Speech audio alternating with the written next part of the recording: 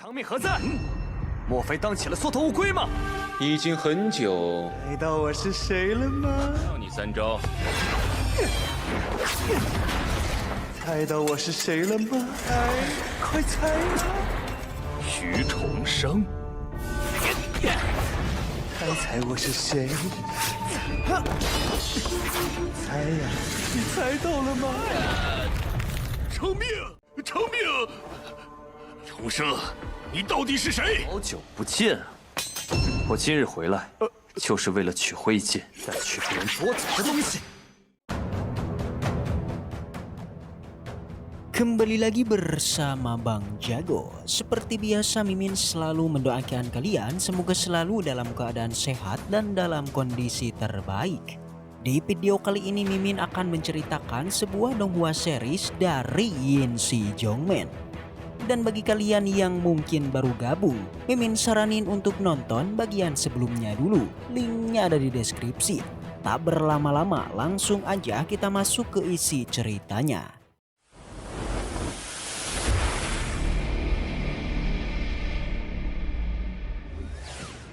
Cerita kembali dilanjutkan yang kini masih berlatar di keluarga Su. Di sana kita melihat ada 3 tetua dari keluarga Su yang kita sebut aja yang tengah tetua pertama, yang kanan tetua kedua, dan yang kiri tetua ketiga. Kalau kalian ingat dengan wajah tetua kedua ini yang merupakan sosok yang dulu pernah mencabut tulang tertingginya Changseng. Dia bernama Yun Yuan. Di sela perbincangan mereka tiba-tiba seseorang pun melakukan pertarungan dengan sangat kejam. Sontak ketiga tetua pun menjadi kaget. Mereka tidak menyangka jika di keluarganya terdapat bibit petarung yang sangat kuat. Dan yang pasti orang tersebut adalah Changseng. Dia pun bertanya kepada semua orang untuk segera mengeluarkan petarung terkuat mereka karena semua musuh yang barusan dia kalahkan ini sangatlah lemah. 没胆了是吧？ Ketua ketiga yang melihat ini langsunglah menyayangkan mengenai sifat dari pria bertopeng ini yang sangatlah arogan. Dirinya yang awalnya memujinya kini malah menyayangkannya. Meski begitu, tetua kedua mewajarkan hal itu karena katanya dirinya ini masihlah seorang pria yang muda. Namun seketika saja tiba-tiba Changseng memanggil sosok murid paling jenius dari keluarga Su yang adalah Su Changming alias putra dari tetua kedua. 徐强命何在？莫非当起了缩头乌龟吗？ Changseng terus memanggilnya agar cepat keluar bertarung dengannya. Sontak aja sang ayah dari si Changming dia sedikit tidak terima. Begitu juga dengan semua orang yang kini dibuat kaget karena pria ini sangatlah berani menantang sosok murid terkuat dari keluarga mereka. Yang alhasil semua orang pun seketika menganggap jika pria bertopeng ini sedang mencari sebuah kematian. Meski begitu tetap aja Changseng terus memanggilnya agar cepat turun ke arena bertarung dengan dirinya. Dan ya, tak lama dari itu Changming pun diperlihatkan guys. Yang dengan sombongnya kalau ini baru pertama kali dirinya mendapati ada sosok yang menantangnya. Semua orang menunjuk ke arah Changming membenarkan kalau benar yang mereka lihat itu adalah dirinya. Semua orang teruslah menyemangatinya sampai akhirnya tak menunggu waktu yang lama dia pun akhirnya turun ke atas arena. Lagi-lagi di saat mereka bertatap muka terdengar suara ilusi yang kini terus meminta Changseng agar menebak dirinya ini. Dari sini kita masih belum diberitahu guys dengan eksistensi dari sosok yang terus mengganggu Changseng. Di sana Changming dengan sombongnya memberikan kesempatan kepada Changseng untuk menyerangnya 3 kali gerakan. Namun Changseng tidaklah mendengarkannya dan langsung menyerangnya. Membuat Changming pun menjadi kaget dan kini mulai serius dan pertarungan pun dilakukan. Serangan demi serangan terus dilancarkan. Kedua petarung menggunakan pedang dan saling menyerang satu sama lainnya. Yang dengan itulah pertarungan ini terlihat sengit membuat tetua pertama pun memuji kekuatan dari pria bertopeng. Dia mengatakan kalau pria ini sangatlah kuat jadinya dia pun meminta tetua ketiga untuk mencari tahu asal-usulnya. Pertarungan terus berlanjut dan lagi-lagi di tengah pertarungannya terdengar suara yang terus saja meminta agar Changseng menembak dirinya. Yang jelas aja suara itu pun mengganggu pertarungannya membuat dia pun terkena serangan telak. Suara tersebut semakin membuatnya terganggu, bahkan sampai membuatnya menjadi pusing. Namun meski begitu pertarungan tidaklah terhenti dan mereka pun kembali melanjutkannya. Para penonton dari bawah arena mereka sungguh tidak menduga kalau pria bertopeng ini sangatlah kuat.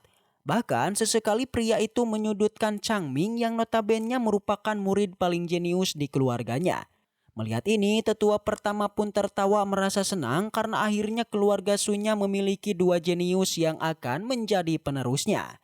Selain itu, di sana seorang prajurit lantas memberikan informasi mengenai identitas pria bertopeng yang bernama Su Chongseng. Nama pria itu sangatlah tidak familiar, bahkan ketua pertama saja sama sekali belum pernah mendengarnya. Xu Chongseng. Namun sang tetua kedua nampaknya menyadari dan mulai mengingat-ingat nama tersebut, yang akhirnya ia pun mengaitkan dengan Changseng. Tapi dia tidaklah percaya dan merasa tidak mungkin jika memang itu adalah Changseng. Kembali ke pertarungan, keduanya masihlah terus saling menyerang, bahkan kini pertarungannya semakin sengit.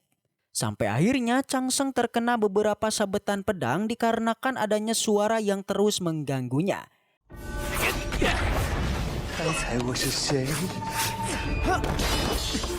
Alhasil Changming pun memutuskan untuk mengakhiri pertarungannya, yakni dengan mengeluarkan sebuah pedang raksasa. Akan tetapi Changseng tidaklah menyerah. Dia juga mengeluarkan kekuatan terkuatnya dengan hanya satu tebasan aja membuat si Changming pun auto terpental. Alhasil pertarungan pun dimenangkan oleh si Changseng. Sontak aja tetua kedua pun merasa panik menghampiri anaknya untuk menolongnya. Para tetua mulai mengira-ngira dengan pria bertopeng yang memiliki tulang tertinggi juga. Tetua kedua pun dengan marah menanyakan siapakah sebenarnya dari Su Chongseng. Semua orang juga penasaran dan melirik ke arahnya karena pria bertopeng pun mulai membuka topengnya yang adalah Su Chongseng. Seketika aja semua orang pun menjadi kaget bukan main. Bahkan Changming tak menduga jika Changseng masihlah hidup. Langsung aja ketua pertama pun merasa senang dan kembali menanyakan apakah benar kalau dia ini adalah Changseng. Tentu kedatangan dari Changseng ini membuat kedua tetua senang dan menanyakan kenapa Changseng tidak pulang-pulang ke keluarga Su. Sampai-sampai karena tidak ada kabar keluarga mereka pun mengira jika dirinya sudahlah tewas. Changseng pun menjelaskan perjalanannya kalau dia beneran pernah mati satu kali akibat tulang tertingginya dicabut. Mendengar itu, tetua pertama pun merasa marah dan melirik ke arah Yun Yuan menanyakan apa yang sebenarnya telah terjadi. Merasa sangat panik, Yun Yuan pun berlutut menjelaskan semua kejadiannya serta meminta maaf kepada Changseng.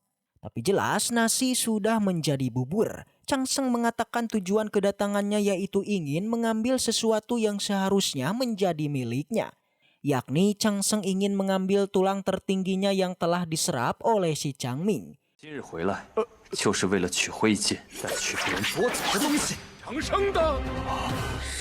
Dari sinilah semua rahasia pun terbongkar, di mana kekuatan Changming sebenarnya berasal dari tulang tertingginya si Changseng. Tetua pertama mencoba menenangkan Changseng dengan mengatakan kalau dirinya akan memberikan keadilan. Tapi di samping itu tetua ketiga merasa bingung dengan Changseng yang saat ini masihlah hidup. Yakni setelah tulang tertingginya dicabut oleh Yun Yuan. Karena normalnya jika sebuah tulang tertinggi dicabut maka otomatis nyawanya juga akan tercabut. Changseng menjelaskan ketika dulu pas Yun Yuan mengambil tulangnya, beruntung Changseng bertemu dengan seseorang yang kini menjadi gurunya. Yang dimana gurunya ini mampu membentuk kembali tulangnya yang patah hingga menjadikannya semakin kuat. Sontak tetua pertama pun menjadi menganga karena dia tidak menyangka jika ada seseorang yang mampu melakukan hal tersebut. Langsung aja dari belakang tetua kedua terus saja memohon kepada Changseng agar memaafkannya. Tapi jelas tindakannya ini sungguhlah kejam, bahkan tetua pertama aja muak mendengar omongannya hingga akhirnya dia pun menendangnya. Tetua pertama berjanji kepada Changseng kalau dia akan menegakkan keadilan dengan menghukum Yun Yuan seberat mungkin. Serta dia juga akan merayakan kalau saat ini sang jenius yang sebenarnya akhirnya telah kembali. Namun Changsheng yang sudah muak lantas ia pun mulai menggenggam pedangnya. Karena seperti Mimin tadi, kalau nasi sudah menjadi bubur, maka semuanya tidak dapat lagi dikembalikan dan yang bisa menyelesaikannya adalah balas dendam.